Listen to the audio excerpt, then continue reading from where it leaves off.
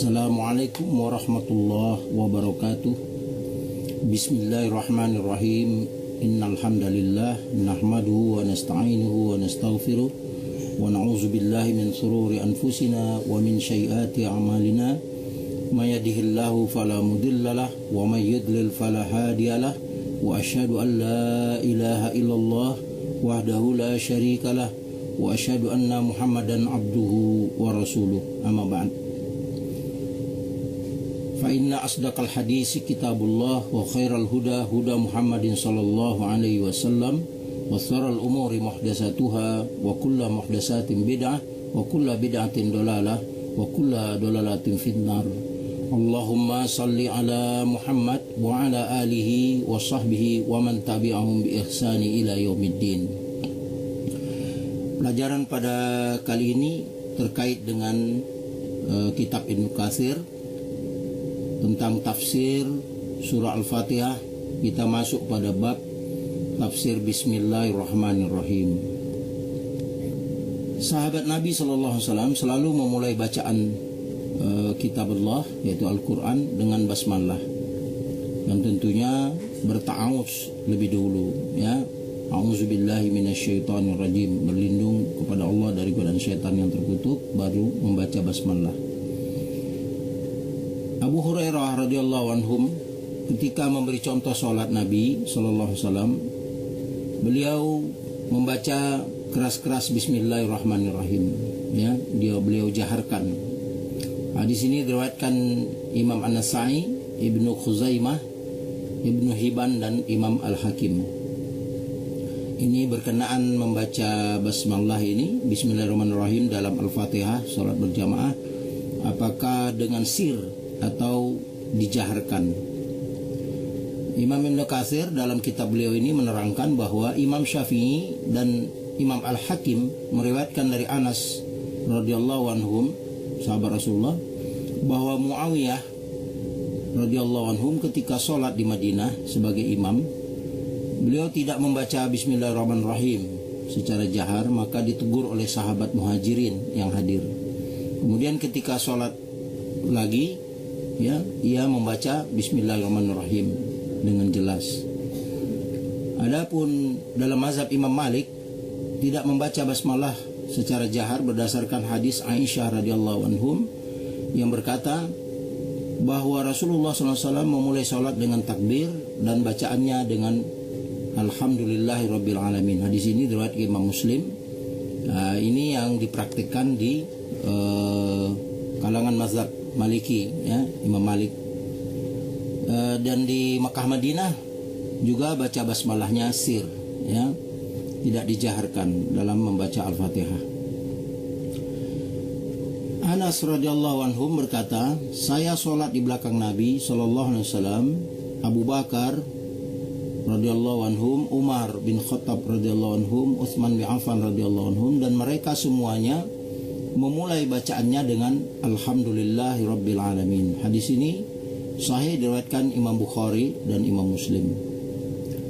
Jadi menurut Anas bin Malik radhiyallahu anhum bahwa beliau sholat, ya, di belakang Nabi SAW, ya.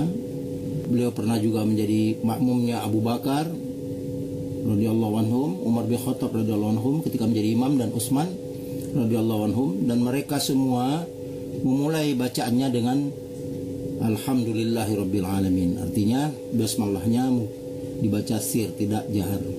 Hadis ini diriwayatkan Imam Bukhari dan Imam Muslim. Dan sunat membaca Bismillahirrahmanirrahim pada setiap perkataan dan perbuatan, ya. Perbuatan apapun hendaklah sebaiknya dimulai dengan basmalah, Bismillahirrahmanirrahim, atau Bismillah. Tiap urusan yang tidak dimulai dengan Bismillahirrahmanirrahim maka terputus berkahnya, bagaikan anggota badan yang terkena kusta, ya. Jadi kalau mau dapat berkah satu urusan, apapun yang kita kerjakan, mulailah dengan membaca basmalah. Begitu juga dalam berwudu, tiada sempurna wudu orang yang tidak membaca bismillah. Tiada sempurna wudu orang yang tidak membaca bismillah. Itu hadis Nabi yang diriwayatkan Imam Muslim. Dan sunnah juga dibaca ketika menyembelih hewan, ya, hewan kurban, atau orang-orang yang ingin menyembelih ayam, ya, bebek dan lain-lain, itu disunnahkan, sangat dianjurkan membaca basmalah, ya. Juga ketika akan makan, karena Nabi ketika bersama Umar bin Abi Salamah, ya, berbunyi, beliau menyatakan bahwa bacalah. Beliau berkata kepada Umar bin Abi Salamah radhiyallahu anhu, bacalah bismillah dan makanlah dengan tangan kananmu, dan makanlah dari yang dekat-dekat kepadamu. Hadis riwayat Muslim. Maksudnya Nabi menganjurkan membaca basmalah ketika hendak makan, dan anjuran kalau dalam satu hidangan, ya, kita dianjurkan, disunahkan mengambil makanan yang dekat-dekat dengan posisi kita, bukan yang jauh-jauh merepotkan orang lain. Juga membaca basmalah ketika suami istri, ya, akan berhubungan, sebagaimana hadis yang diriwayatkan Imam Bukhari dan Imam Muslim, ya, andaikan salah satu kamu jika akan berjima dengan istrinya membaca Bismillahirrahmanirrahim, dengan nama Allah, ya Allah jauhkanlah kami dari syaitan dan jauhkan syaitan dari rezeki yang Tuhan berikan kepada kami. Maka jika ditakdirkan mendapat anak, tidak mudah diganggu oleh syaitan untuk selamanya. Hadis riwayat Bukhari dan Muslim. Ini doa memang ada tuntunan langsung dari Rasulullah SAW, dan di kitab-kitab Sahih Bukhari, di kitab Sahih Muslim juga ini diterangkan, ya, dituntunkan dan dianjurkan. Bismillah dengan nama Allah. Susunan kalimat yang demikian ini dalam bahasa Arab berarti susunan kata-kata yang mendahulunya, yakni aku memulai perbuatan ini dengan nama Allah. Bismillah. Jadi aku memulai perbuatan ini dengan nama Allah. Permulaan dalam perbuatanku ini dengan nama Allah. Untuk mendapat apa? Mendapat berkah dan pertolongan rahmat Allah, sehingga dapat selesai dengan sempurna dan baik. Juga untuk menyadari, ya, kembali sebagai makhluk Allah, bahwa segala sesuatu itu hasilnya tergantung pada rahmat karunia Allah. Hidup, mati dan semuanya daya upayanya semata-mata terserah kepada rahmat karunia Allah Azza wa Jalla. Allah, nama zat Allah Ta'ala dalam lafaz bismillah itu, lafaz Allah itu adalah nama zat Allah Ta'ala, karena itu disebut Ismul Azam, nama yang terbesar. Sebab nama Allah menghimpun semua sifat, sebagaimana dalam surat Al-Hasr ayat 22, 23 dan 24. Ya, silakan dibuka surat Al-Hasr ayat 22, 23 dan 24. Dalam surat Al-A'raf ayat 180 disebutkan Allah mempunyai nama-nama yang baik dan sempurna, maka panggillah, berdoalah dengan nama-nama Allah yang sempurna itu. Nama-nama Allah hanya yang tersebut dalam Al-Quran dan hadis Nabi SAW. yakni yang dirujuk itu adalah nama-nama Allah yang termuat di dalam Al-Quran dan hadis-hadis Nabi. Dalam surat Al-Isra ayat 110, silakan dibuka, terdapat kalimat yang artinya berdoalah ya Allah atau ya Rahman, yang mana saja Anda berseru berdoa, maka Allah mempunyai Asma'ul Husna, nama-nama yang terbaik dan sempurna. Jika kita membutuhkan rezeki, maka panggillah dengan nama Allah, ya Razak, yang memberi rezeki, ya Ghani, yang maha kaya, ya Wakil, yang menjamin, dan seterusnya. Ya, apabila kita berdoa meminta rezeki, dianjurkan membawa asma Allah seperti ya Razak, ya Razak, yang maha pemberi rezeki, ya Ghani, yang maha kaya, ya Wakil, yang menjamin, dan seterusnya. Nabi SAW bersabda, Allah mempunyai 99 nama, siapa yang mencatatnya, mengingatnya, menghafalnya, pasti masuk surga, yakni dalam surat segala hajat ia menyebut nama Allah sebagai tanda bahwa ia sangat percaya kepada Allah Subhanahu wa taala. Ya, tentunya ini anjuran supaya kita mencatat, menghafal nama-nama Allah yang ada dalam Al-Quran dan hadis-hadis Nabi. Nama Allah yaitu khusus bagi Allah, tidak dinamakan pada yang lainnya, karena ia kata beku yang bukan pecahan dari lain kata. Demikian keterangan Imam Qurtubi dan beberapa kelompok ulama, yaitu Imam Syafi'i, Al-Ghazali, dan Imamul Haramain. Dan ada yang berpendapat mustaq dari alaha ya'lihu ilahata. Karena itu Ibnu Abbas radhiyallahu anhu membaca ayat wa zakkara wa ilahataka, yang berarti ibadataka, ibadatmu. Ada pula pendapat yang mengatakan pikiran tidak akan tenang kecuali jika menyebut nama Allah. Ini satu lafaz ya yang diterangkan terkait dengan menyebut nama Allah. Orang yang banyak atau memulai pekerjaannya dengan basmalah itu cenderung diberikan ketenangan, ya, dan pekerjaannya mendapatkan berkah dibanding orang yang melakukan pekerjaan, melakukan apapun tanpa membaca basmalah. Membaca basmalah dalam setiap pekerjaan itu adalah bagian dari zikrillah. Allah berfirman, ingatlah hanya dengan menyebut nama Allah, ya, ma'innul qulub, tenanglah hati.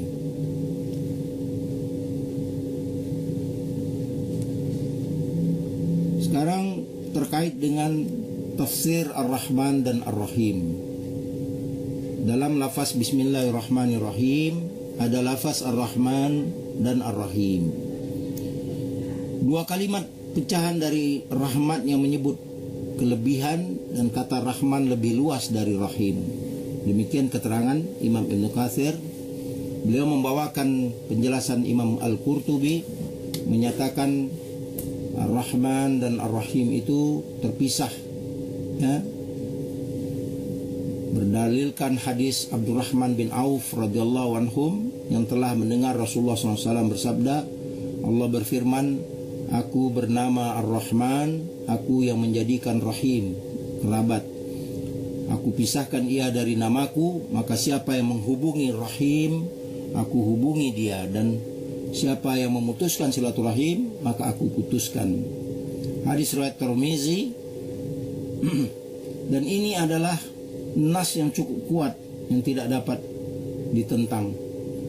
Demikian catatan dari Imam Ibn Katsir, bahwa Ar-Rahman itu dengan Ar-Rahim memiliki makna yang terpisah. Diambil dari keterangan Imam Qurtubi tadi. Namun yang Ar-Rahim itu Allah khususkan kepada orang-orang beriman, ya.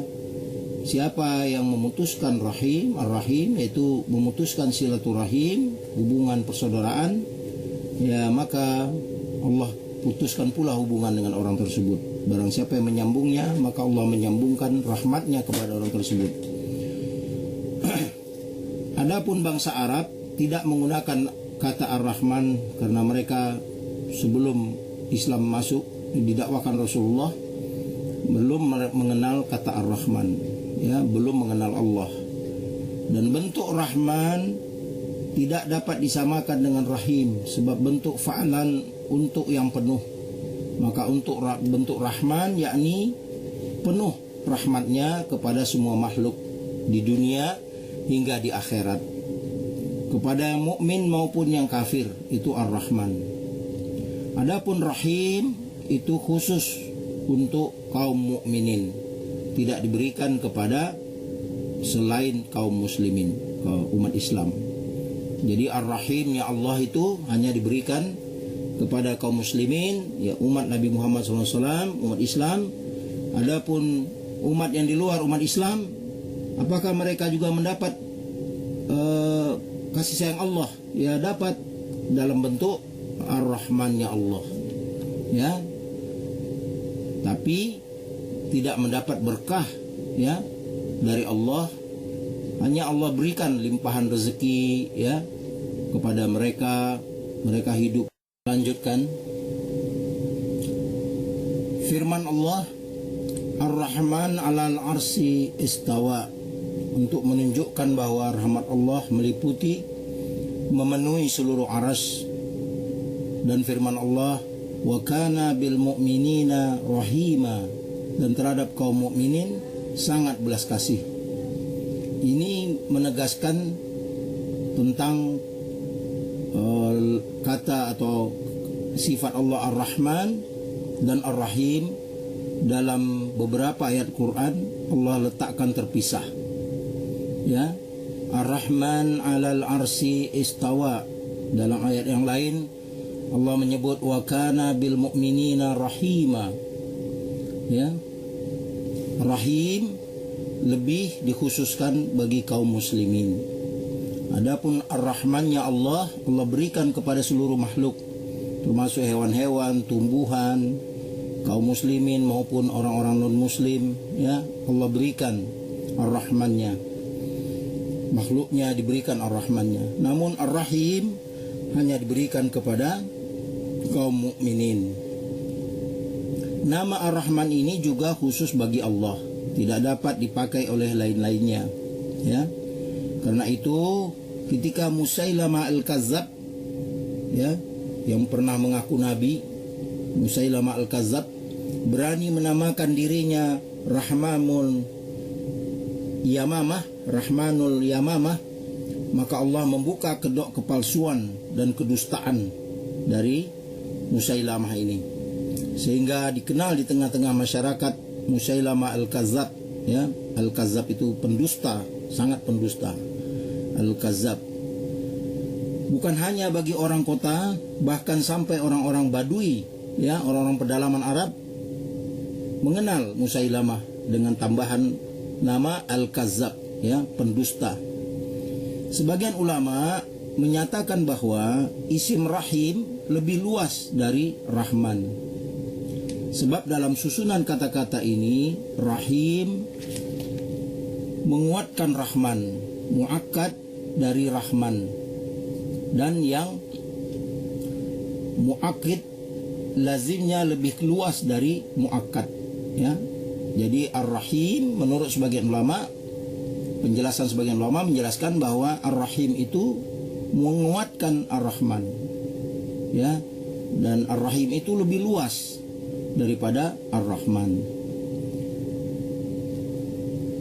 Di sini bukan tujuan takkid menguatkan, tetapi sekedar menyebut sifat, sehingga tidak usah disebut masalah takkid ini.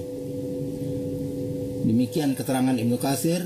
Jika dikatakan bila isim Rahman lebih luas dari Rahim, maka mengapa disebut lagi Rahim? Jadi pentingnya Rahim menurut Ibnu Katsir adalah membedakan ya sayangnya Allah kepada kaum mukminin ya, orang-orang beriman, berbeda dengan orang-orang non muslim, orang yang tidak beriman. Itu Allah berikan keberkahan ya kepada kaum muslimin. Kasih sayang yang Allah berikan kepada kaum muslimin dengan yang lain-lain di luar muslim itu berbeda. Karena Ar-Rahman itu sudah jelas bagi Allah, tidak boleh dipakai lainnya bagi makhluk. Maka Ar-Rahim juga tidak boleh dipakaikan kepada makhluk.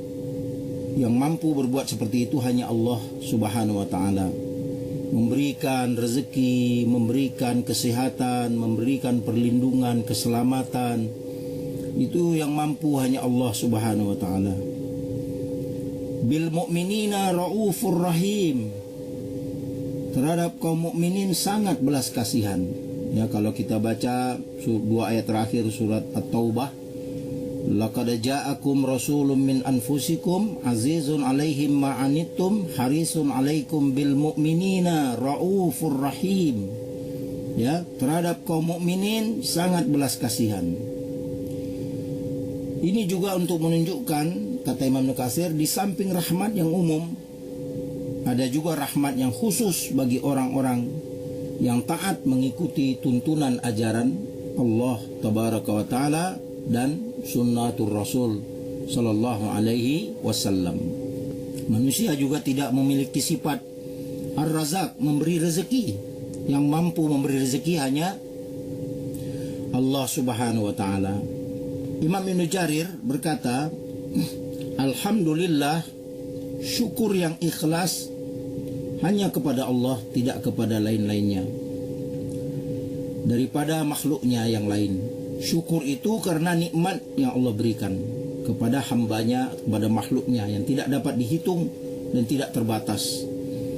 Seperti alat anggota tubuh manusia menunjukkan kewajiban taat kepada Allah, di samping rezeki yang diberikan kepada semua makhluk.